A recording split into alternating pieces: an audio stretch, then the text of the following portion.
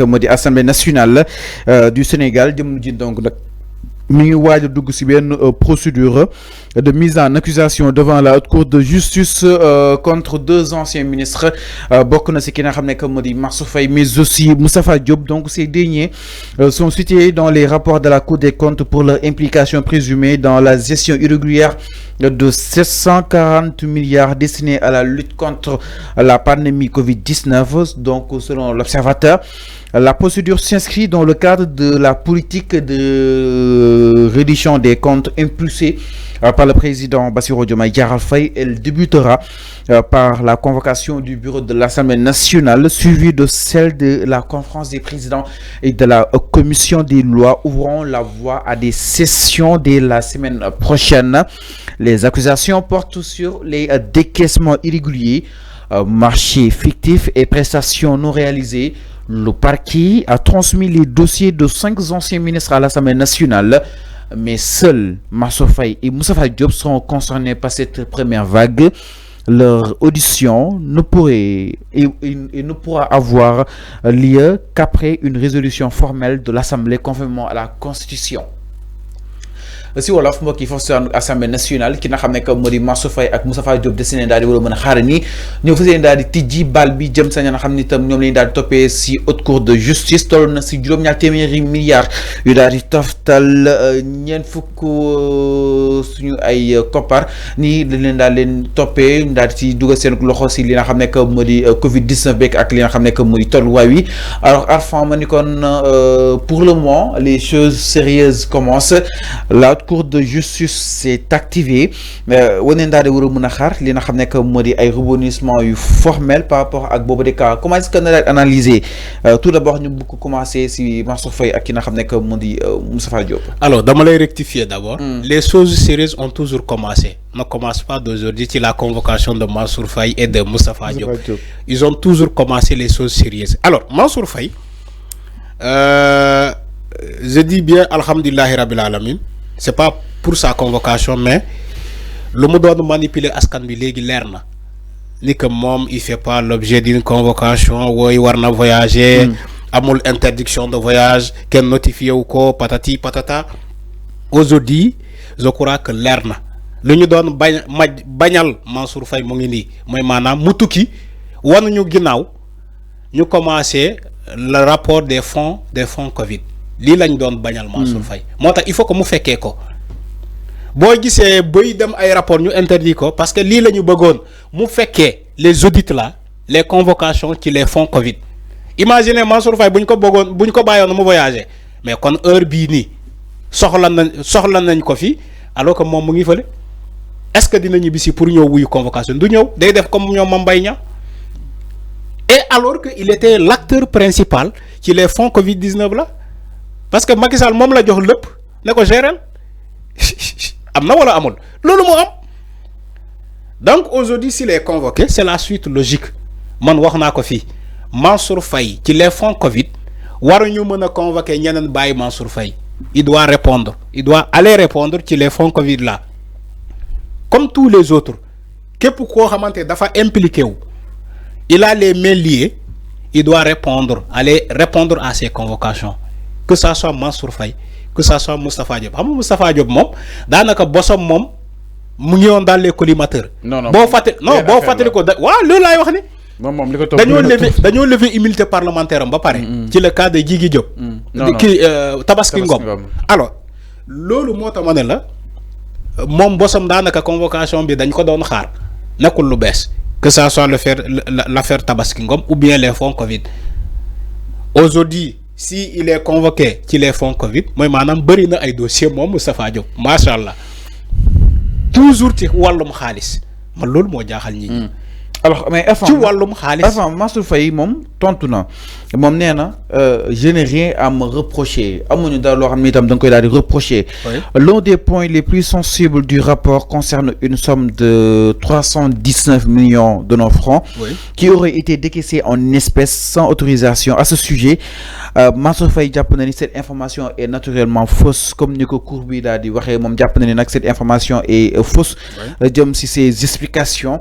Alors nee na amul détournement si tënk li am mooy écart de procédure par rapport ak wàllu wu ni mel parce que jamono jooju tout était urgent Macky Sall sax nee na leen jëloon benn décret que ni marché yi mën nañ ko joxe sans appel d'offre parce que jamono jooju amuñu woon temps pour woote li nga xam ne moo di appel d'offre mais malgré ça moom nee na il a respecté woote appel d'offre jox marché bi ñoom ko war a jox ay écart de procédure moo am c'est-à-dire maanaam si tënk cour bi ay recommandation la ko defaral waaye defaru ko li nga xam ne moo di wàllu poursuite naka na ko daal di jàngatee aussi. oui xam nga Mansour Faye lu mu wax loolu mën na la ko wax loo yow mën na ko wax presse bi.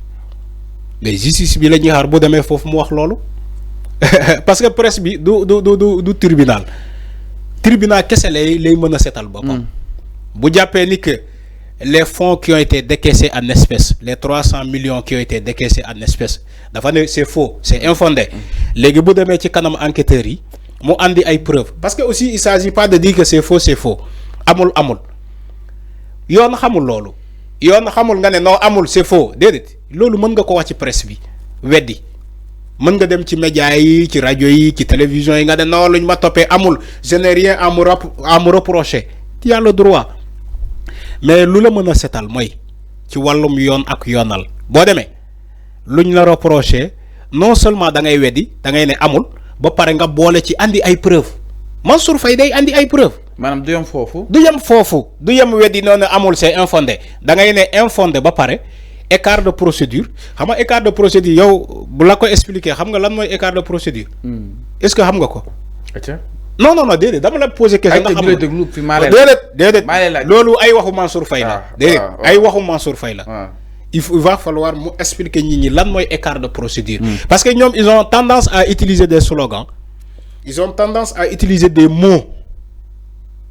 des conceptions yoo xamante ne kenn xamul lu mu doon non amul détournement amul luubal waaye dégg lu mu baax lu mu wax de.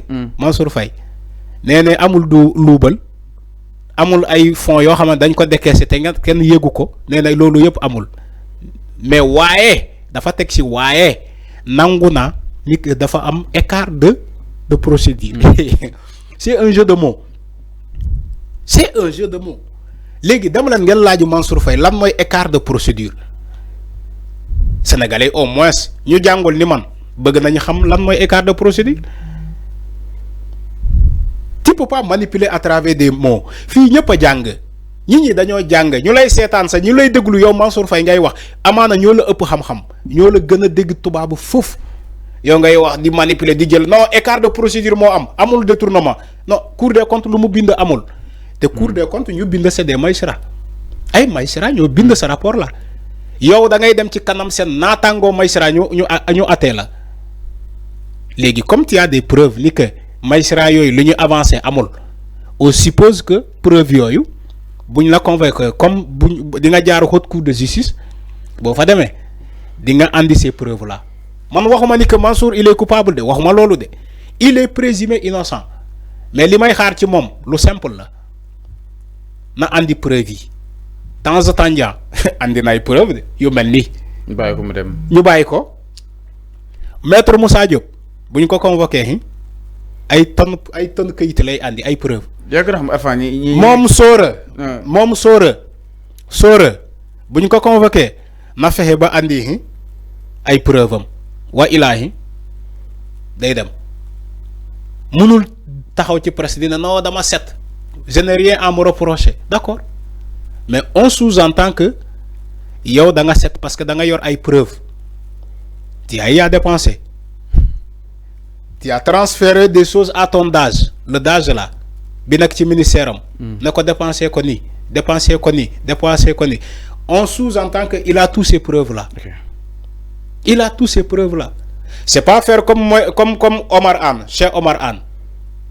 bu defee comme Cheikh Omar Anne de moom mu sànku na Cheikh Omar Anne boo xamante ne dañ ko toppee fii ci la gestion des comment dirais-je du COUD. ñebe gi. Cheikh Omar Anne ñëw andi ñu bilan boo xamante ne kenn xamul lu mu doon ay kilo soble nii lay jar ay kilo ñebe nii lay jar gars yi ne ko waaw loolu xanaa Japon nga ko jënde te ñebe or la ñoom ministres yi yëpp. képp ku ñu convoqué fexal ba nga andi ay preuve yu leer nañ yu lay setal merci wa ila lu fi yóbbu woon diw du la fi bàyyi. loolu kese la parce que désormais dañu nekk ci réew boo xamante jubal. jubanti nay leer jub moo baax nit dafa war a jub lu ñu la dénk nga fone yow yaa ko moom yow kese ak say njaboot lu ñu dénk la alal réew mi nga koy jël du ko gundaandaat ak noos yaakaar ni que du ma sa jeex yaakaar ni que yow bés dina ñëw kenn du la topp te Ousmane Sonko ba muy dem Macky Sall ba muy convoquer tous les acteurs convoquer leen palais Ousmane Sonko bu mu demee lan la ko wax ba ñu ay nit taxaw di ko saaga dina non nit fitna la il est arrogant Ousmane Sonko lii Ousmane Sonko la dafa dem ne Macky Sall les fonds là nañuy fexe ba ñu fépp fu mu jaar mu xam ñu xam fu mu jaar mu bañ a am ni parce que lii la doon bañal nit ñi tey mu ngi nii c'est comme si l'histoire lui a donné raison bu mu demee palais ñëpp di affiché wu di tàccu di sabar di noos Ousmane Sonko bu mu demee lu simple la wax Macky Sall pourtant loolu météo na Macky Sall daf ko météo na torop sax le fait que Ousmane Sonko dem ne ko